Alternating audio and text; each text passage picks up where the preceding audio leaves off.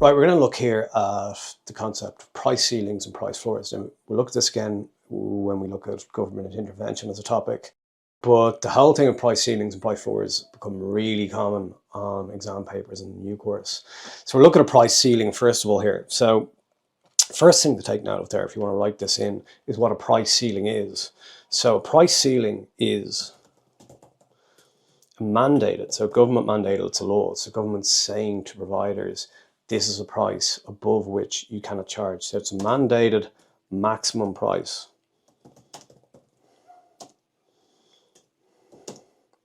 So sellers cannot charge a price above this. So that's what it is. It's basically the government saying to providers of a good or service, you can't charge over this price. And the reason they might do that is to protect the consumer, really. So it's a mandated maximum price. Sellers cannot charge a price above this price. So if you think about it, a price ceiling, the price hits the roof and it can't go any further. So that's kind of the idea there. Examples of this, we've had things like rent caps and rent pressure zones. So the idea is that rents are too high and people are unhappy. So the government step in and the government say, okay, well, we're going to say you can't go above this level. This is the maximum price that you can charge for rent for premises or whatever it is. There was talk about it happening during maybe about 18 months ago when inflation was really high and prices were getting out of control. And there was a talk, the government met actually some of the supermarkets, and there was a talk about, like, should we introduce price ceilings for essential goods? So should we say you can't charge above X amount for like bread or milk or whatever it is? I think it's actually something that they implemented in some countries around Europe. But that's what a price ceiling is. It's a mandated maximum price. Sellers can't go above this price, so they can't sell more than it. Can't sell the good for a price above that.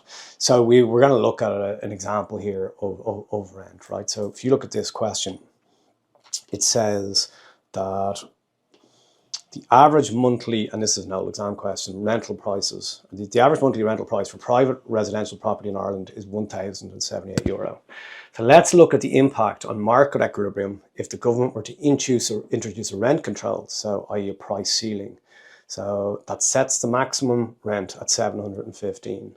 So that's saying to landlords, you can't rent out a property for more than €715. So the current equilibrium is 1078, and they're saying to landlords, that's too high. You're taking advantage of people who need housing. So maximum price you can charge is 715. So what you can see there, right, is that the price ceiling is below the equilibrium of 1078, or below the average in this question. So that's the important thing, because like on a graph, you have to remember the difference between a price ceiling and a price floor in a graph, right? So price ceiling, you hit the roof, you can't go any further. Price floor, you hit the floor, you can't go any lower. But on a graph, if you look at this, the price ceiling is below the equilibrium. It's closer to the floor, and a price floor would be closer to the ceiling. It's a little bit confusing. That might help you remember price ceiling is closer to the floor on a graph, and price floor is closer to the ceiling on a graph. But the idea, yeah, price ceiling, you can't go above that price. So landlords can no longer charge above €715. So you can see what that does here. So initially we're in equilibrium here at 1078. Bring that line over, and that's the equilibrium quantity.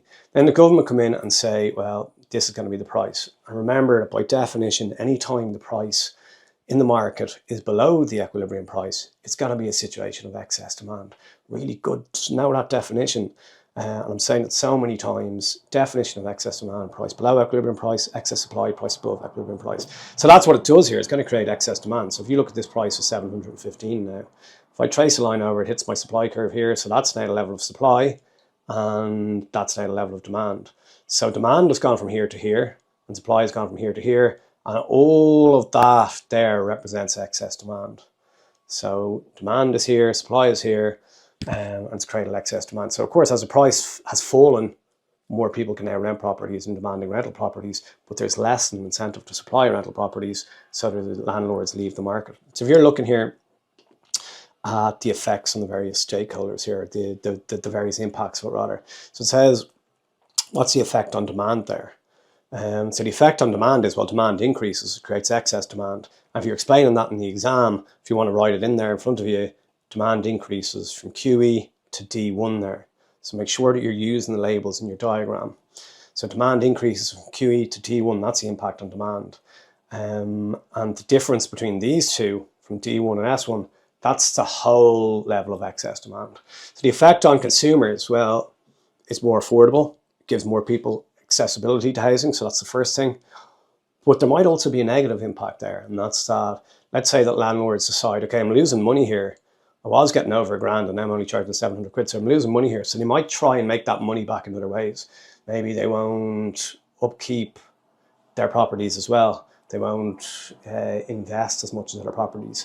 So maybe there's a negative impact on consumers that they actually, the quality of what they're getting starts to deteriorate or decline a little bit.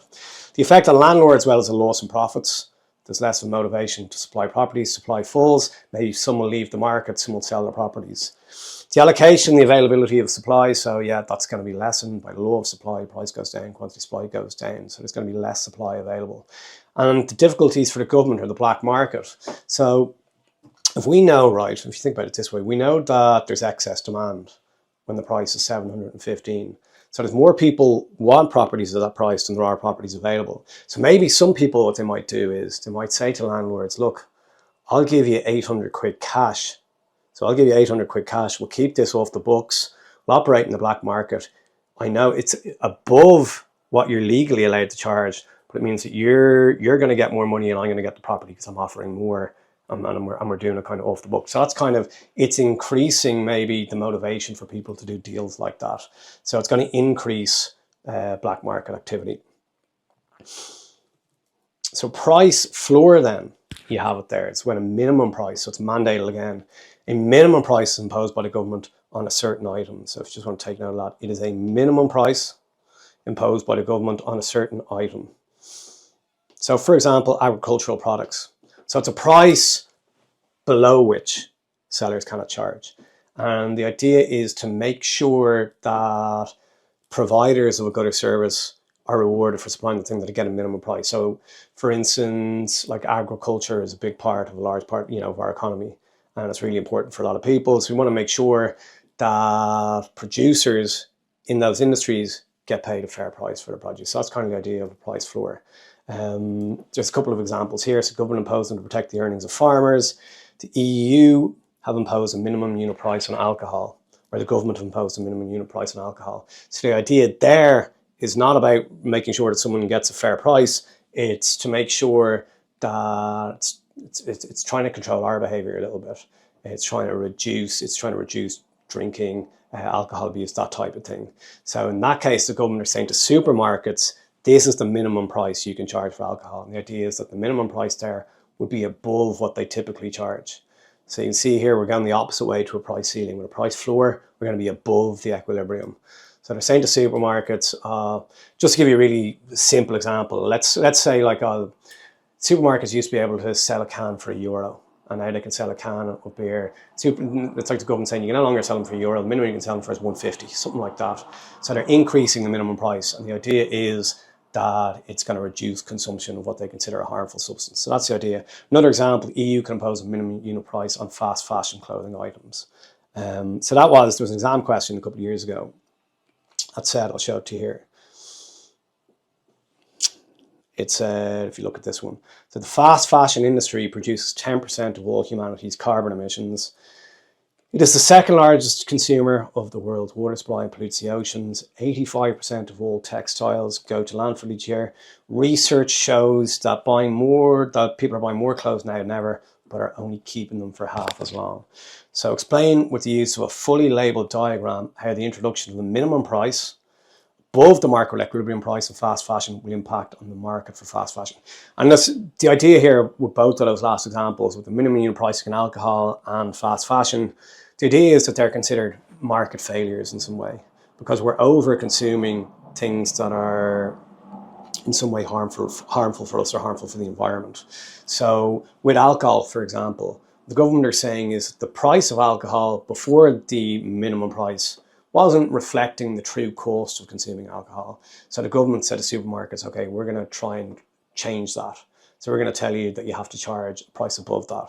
And with fast fashion, it's the same idea, that the current price that we pay for fast fashion items doesn't reflect the true cost to society of consuming fast fashion items. So it's like the government coming along and saying, well, we're going to change that. So we're going to put a minimum price on those items to try and change that, to make sure that the true cost of society is reflected in the price that we pay. So the question says, explain the impact of that. And what's really kind of them, and I like in this question, they did say this. So they did say that the introduction of a minimum price is above the market equilibrium. So they tell you that there. Now, would have been really nice, I think, if they challenged you. Do you actually know if a minimum price is above or below the equilibrium? But that's where this question is coming from here. So the impact of that is what we have here. So the impact of that is what we have here. So let's assume the market for fast fashion is in equilibrium there. So if you bring a line over, that's our equilibrium quantity, it's our equilibrium price. So then the government come along and they say, well, we're going to put a price floor on fast fashion items. So we're going to put a price below which sellers cannot go. And the idea is that price floor is going to be higher than what people are currently paying because we want to capture the true cost to society of producing these goods. So they put in a price floor up here, and sellers can no longer charge below this. So what that does, if we just play it out, we bring this line over to the demand curve and drop a line down, that's now our quantity demanded. And if we go over here, bring a line over from the new price, that's now our quantity supplied. So remember, by definition, if you have a price above the equilibrium price, you have excess supply. So we've created a situation of excess supply here. Because price goes up, demand goes down, price goes up, supply goes up. So quantity supply goes up, I should say. So we're creating a situation of excess supply. So all of this here is a situation of excess supply. So in explaining that, the impact on the price is, well, the price is increased there from P to P min. So that's the first thing. The government have legally forced the price upwards. The effect on demand, well, demand was at QE there, and demand has now fallen to QD. And the effect on supply, well, supply has increased from QE to QS, and the difference between all of that, QD and QS, that represents excess supply. So that's the impact there of a price floor. And that will always be the case. It's a really good thing. And having watched this video, if you just know this one thing, a price floor will always create excess supply, and a price ceiling will always create excess demand. That's the important thing. So price floor always creates excess supply. Price ceiling, which is closer to the floor on the diagram, will always create excess demand. So you have a summary of it there. So type of control, price floor ensures a minimum price level. So it's either to make sure that the producers get a fair price, or it's to make sure that the price we pay for stuff captures the true cost of consuming it. So there's two reasons there. So it's either to make sure producers get a fair price, or it's to deter consumers from consumption of something, as with alcohol. Will always create excess supply. And the price ceiling, done to cap prices to protect consumers from maybe inflation or excessive profiteering, that type of thing. For example, rent controls, or in a time of extreme inflation, when supermarkets were accused of taking advantage of the fact there was inflation by increasing their prices beyond just a justifiable inflated price, it was to protect consumers from that extreme profiteering. So that's the idea anyway.